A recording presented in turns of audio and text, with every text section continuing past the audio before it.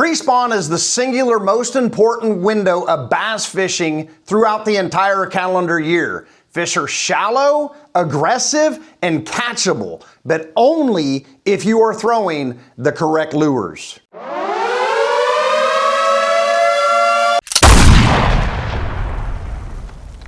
Howdy guys, Randy here. Welcome back to Aquaholic Fishing. On today's episode, I'm going to show you my top 5 lures when chasing that largemouth bass during the pre-spawn, the time when you're going to have your best opportunity to get out there and to catch your PB. My number one bait when I'm out there chasing bass in early pre-spawn or in the pre-spawn is going to be the spinnerbait, guys. Nothing covers water and triggers an aggressive bass bite like the spinnerbait. Whether you're throwing something like this little laser eye from Bass Pro Shops or the Nichols lure, which is one of my absolute favorite spinnerbaits, this time of year I like to throw the one with the big Colorado blade. During that early pre-spawn, that big Colorado blade, get a gold one, get a silver one. That big thump that it gives, those bass for some reason are absolutely intrigued by that big Colorado blade during early pre-spawn and during the pre-spawn time period. Guys, that number one lure has to be the spinnerbait during early pre-spawn or pre-spawn,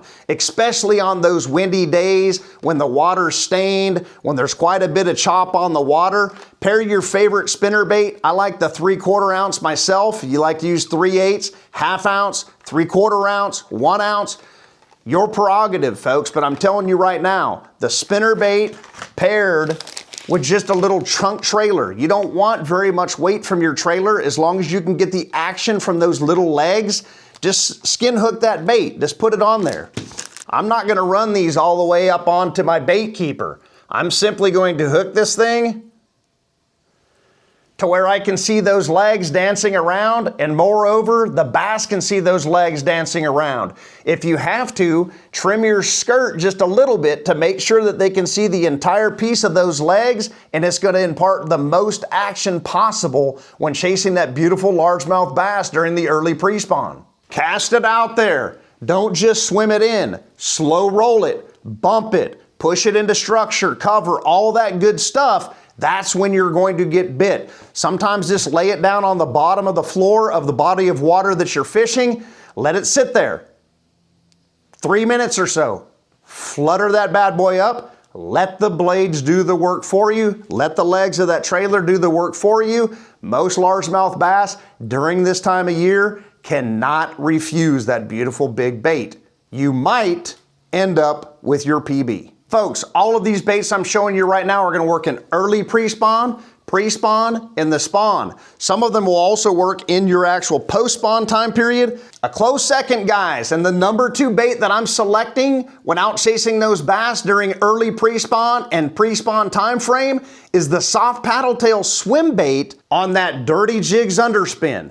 The next one is a search bait that really forces that reaction bite from the largemouth bass during early pre-spawn and pre-spawn.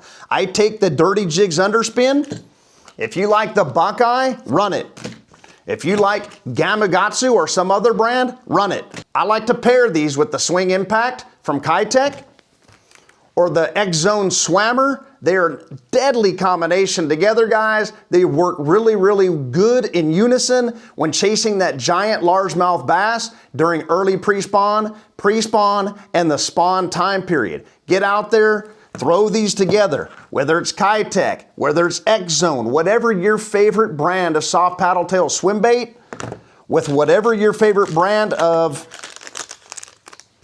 underspin, when you work those together, they are absolutely deadly and they could potentially pull your PB bass during those time periods. The number 3 bait on my list when chasing those early pre-spawn and pre-spawn bass are the soft plastic jerkbait. Many anglers out there are throwing that suspending hard bait, the jerkbait, right? It's a great bait, nevertheless. I completely understand that, but if everybody's out here throwing this, I personally want to be throwing something a little bit different, and that's why I go with the soft plastic jerkbait during this time frame.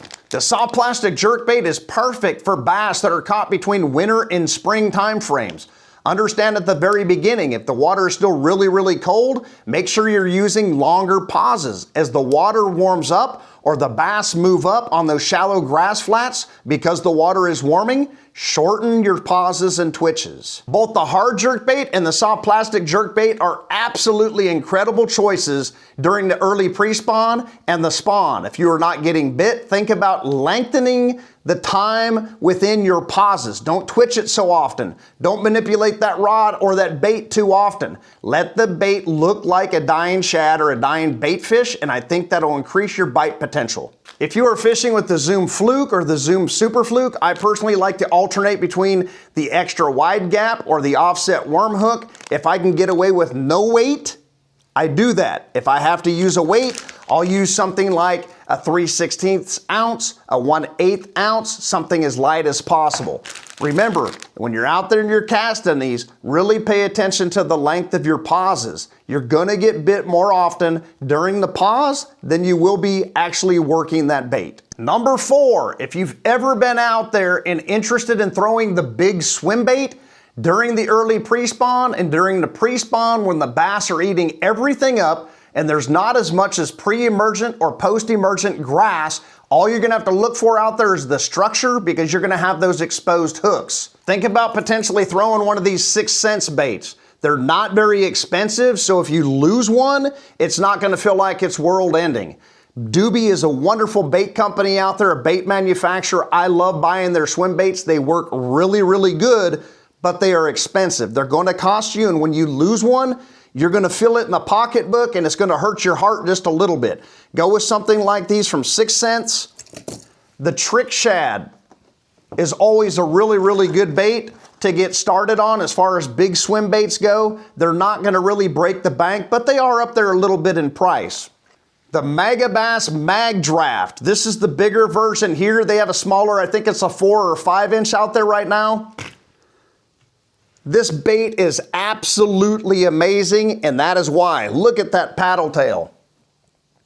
The action on that paddle tail, the bass see that and they absolutely go crazy. With the size of that bait and the action on that tail, simply epic. The bass love it, but remember, these things can get expensive. They do have exposed hooks, and if you're out there throwing in a lot of cover or a lot of structure, especially during this time of year from early pre-spawn to pre-spawn, there is a potential that you hook one of these up on something besides a bass. It gets a little expensive. It does get in your feelings, especially if you get on the skunk that day and you lose a big swim bait that costs you a lot of money. It hurts the feels a little bit, guys. So be careful out there. Try to learn if you have a body of water. If you have a swimming pool in your neighborhood, and they'll let you get in there and work and tune that swim bait, try that before you get out there and potentially lose one of these big expensive swim baits. Coming in at number 5, if you love aquaholic fishing and you've been around this channel, you know it's gonna be the Ned rig, right? Nope, it's not gonna be the Ned rig. I will have the Ned rig tied on during early pre-spawn and pre-spawn, especially when chasing fish on those bass beds, trust me. But number 5 is actually going to be the Zoom trick worm. Some sort of a floating worm during this time frame when chasing that largemouth bass during early pre-spawn and pre-spawn. This trick worm is absolutely epic. If you want to throw it wacky rig, throw it wacky rig. Texas rig, throw it Texas rig. I do not like to put any weight on it, but if you need to put a little bit of weight on it, throw it out there and put some weight on it. Believe it or not, you can hook it on those Ned rigs. They work really, really good. I like to use the number 1 Gamakatsu split shot drop shot hook. Works incredible like that as well. All the action in the world is on there. If you have a problem getting snagged up on structure and cover, you can go with that little weedless one, that VMC with those little fluorocarbon weed guards. It's not bad. It's not my favorite. If I had one to pick with that trick worm during that early pre-spawn and pre-spawn, it's going to be this setup right here. I love that chartreuse on those days where that water's a little more stained to give that bass more of a target, but I love that green pumpkin some way, shape, or form as well. If you can get watermelon seed, watermelon, those colors work really, really good during the early pre-spawn and the pre-spawn as well. If I had to throw a number 6 in there for you guys, just because I have them out already, the TRD bugs, the goat, all paired up on that Outcast beautiful Ned rig out there right now called the Perfect Ned. This thing is really, really good. Paired up with these baits, from Z-Man, of course. These 5 baits are gonna let you cover water,